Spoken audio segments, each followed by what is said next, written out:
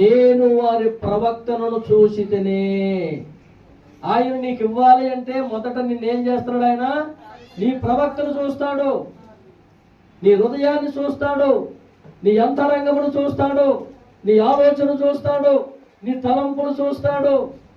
నీలో ఉన్న ఆ ప్రార్థన విధానము, నీలో ఉన్న భక్తి విధానము, ప్రతీది ఆయన పరిశీలన చేస్తూ ఉంటాడు. దానిని బట్టి నీకు ఏమొస్తూ ఉంటుంది? ఇంక్రిమెంట్ పెరుగుతూ ఉంటుంది. ఇంక్రిమెంట్. దేవునికి స్తోత్రం.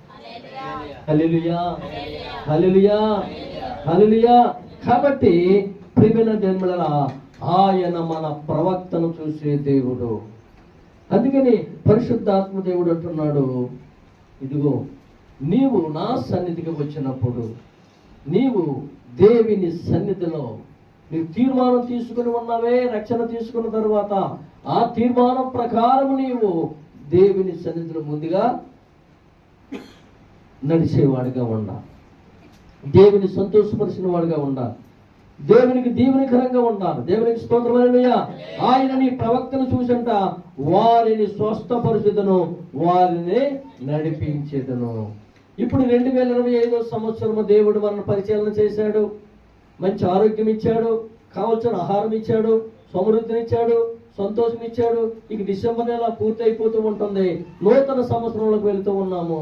ఒకసారి దేవుడు మళ్ళీ మనల్ని పరిశీలన చేస్తూ ఉంటాడు 2026లో కూడా. దేవునికి స్తోత్రం. హల్లెలూయా, హల్లెలూయా.